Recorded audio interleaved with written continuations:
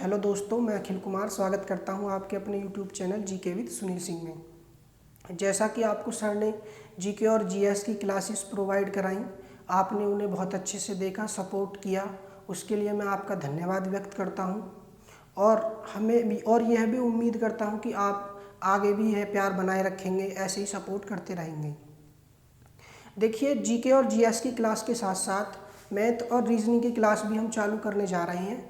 और मैथ और रीजनिंग की क्लास आपको मैं ही प्रोवाइड कराऊंगा, मेरे द्वारा ही प्रोवाइड कराई जाएंगी। और सब्जेक्ट स्टार्ट करने से पहले थोड़ी सी हम बातें कर लेते हैं कि एग्ज़ाम को निकालने के लिए कुछ स्मार्ट वर्क की ज़रूरत होती है, जैसा कि आप सभी जानते हैं। देखो, मैं आज आपको एक बात बता दूं, मेहनत के साथ साथ हमें एग्ज़ाम पास करने के लिए स्मार्ट वर्क करना बहुत ज़रूरी है। स्मार्ट वर्क करना कैसे है, कैसे होता है स्मार्ट वर्क, ये सब चीज़ें बहुत हमें ज़रूरी आनी चाहिए। देखिए, कोई स्टूडेंट पढ़ने में अच्छा हो सकता है, और आपने कई बार देखा भी होगा, अपने दोस्तों को देखा होगा, अपने गांव में देखा होगा कि कई बार होता क्या है कि बच्चे पढ़ने में तो बहुत तेज़ होते हैं, लेकिन कई सालों से वो लगातार प्रयास कर रहे हैं, लेकिन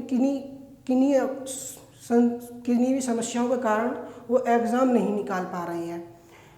वो बहुत सारे कारण हो सकते हैं। होता कई बार ऐसा है कि कुछ बच्चे एक पर्टिकुलर सब्जेक्ट में अच्छे होते हैं, जैसे कि कोई बच्चा मैथ में अच्छा होगा, रीजनिंग में अच्छा होगा, हिंदी में अच्छा होगा, या फिर जीएस में अच्छा होगा।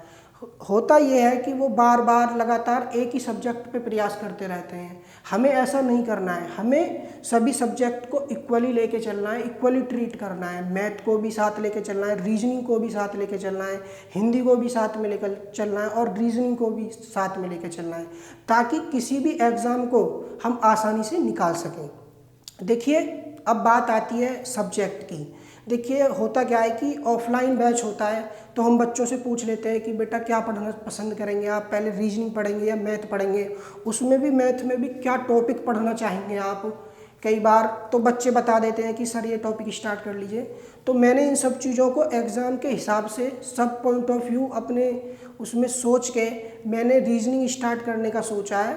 और क्लास स्टार्ट करने से पहले मैं आपको एक मोटिवेशनल थॉट देना चाहता हूँ। कुछ थॉट इस प्रकार होगा कि परिंदों को मंजिल मिलेगी यकी उनके पर बोलते हैं, कि परिंदों को मंजिल मिलेगी यकी उनके पर बोलते हैं, अक्सर वो लोग खामोश रहते हैं जिनके ज़िंदगी में हुनर बोलते हैं। देखिए, मेहनत हमें खामोशी से करनी है, किसी को हमें नहीं बताना है कि भाई मैं सीजीएल की तैयारी कर रहा हूँ, या फिर मैं सीएचएसएल की तैयारी कर रहा हूँ, या एसएससी की तैयारी कर रहा हूँ, ये सब चीज़ों की तैयारी कर रहा हूँ। जिस दिन हमारी सफलता हमारे करीब आ जाएगी, उस दिन शोर तो हमारा ऑटोमेटिक हो जाएगा। आपके गली में, आपके मोहल्ले में, पड़ोस में, उस दिन सबको पता लग जाएगा कि हाँ, उसका लड़के का नंबर आ गया है। देखिए, अब हम इन सब चीज़ों को साइड करते हुए अपनी क्लास के टॉपिक पे आते हैं। सब्जेक्ट पढ़ेंगे हम reasoning.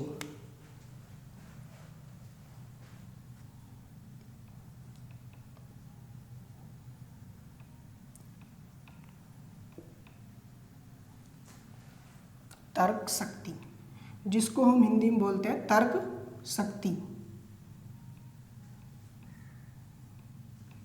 Have you ever think about कि व्हाट इज़ रीजनिंग? क्या आपने कभी सोचा है कि रीजनिंग है क्या?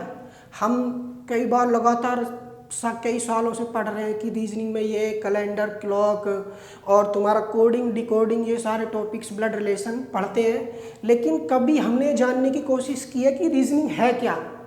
जिस दिन हम इस इंटरेस्ट से सब्जेक्ट पढ़ना स्टार्ट कर देंगे, मेरी बात को गौर से समझेंगे, जिस दिन हमारे अंदर ये चीज़ें दिमाग में आने लगेंगी कि आखिर ये सब्जेक्ट है क्या, इसका यूज़ क्या है, हमें इस सब्जेक्ट का पढ़ने का फ़ायदा क्या है, डेली लाइफ के साथ साथ अगर हम इन चीज़ों को रिलेट करेंगे, तो मैं समझता हूँ कि कहीं ना कहीं आपका जो सब्जेक्ट है वो पहले से और भी बेहतर हो सकता है। देखिए, मैं आपको बताता हूँ पहले रीजनिंग होती क्या है। बेसिकली हम बोल सकते हैं बेसिकली इट्स अ डाटाबेस।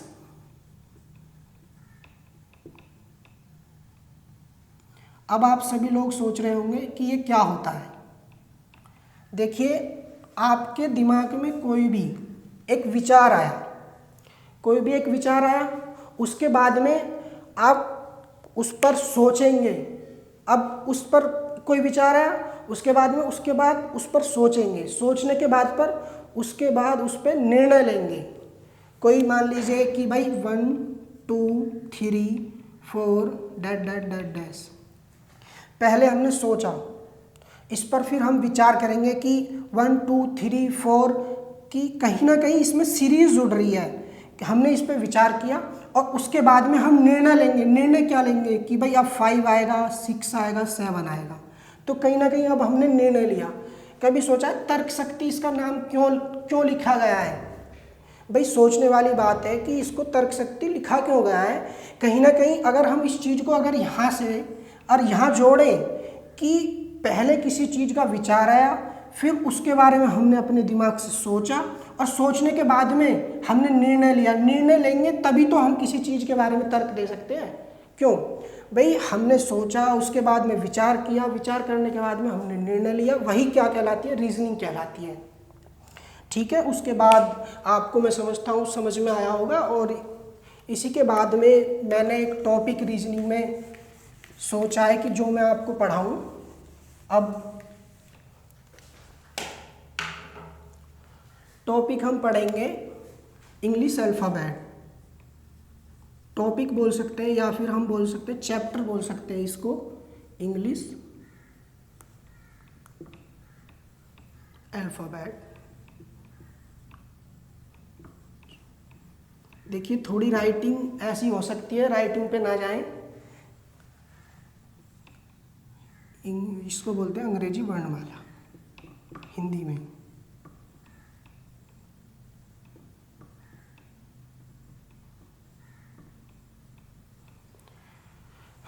देखिए टॉपिक देखने में तो बहुत आसान भी है, कोई दिक्कत नहीं है। मैं कोशिश ये करूँगा कि इसको आसानी से आसानी बना के आपको पढ़ाया जाए।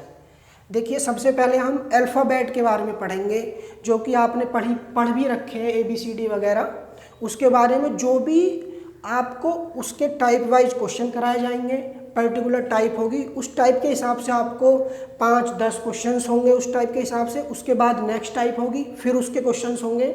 मैं आशा करता हूं कि आपको समझ में भी बहुत अच्छी तरीके से आएगा। देखिए किसी चीज़ को हम एक क्रम के अनुसार पढ़ते हैं तो मेरा मानना यह है कि समझ में वो बहुत अच्छी तरीके से आता है। जब हम किसी भी चीज़ के नोट्स बनाएंगे एग्ज़ाम से पहले, उन सब चीज़ों को हम एक शॉर्ट टाइम पीरियड में पढ़ के रिवाइज कर सकते हैं। देखिए अब टॉपिक हम पढ़ते हैं।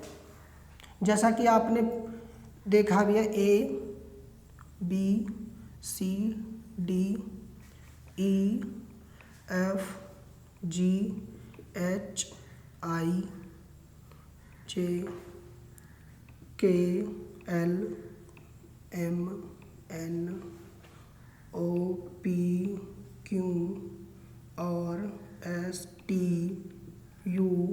ABCDEFGHIJKLMNOPQRSTUVW XY और Z।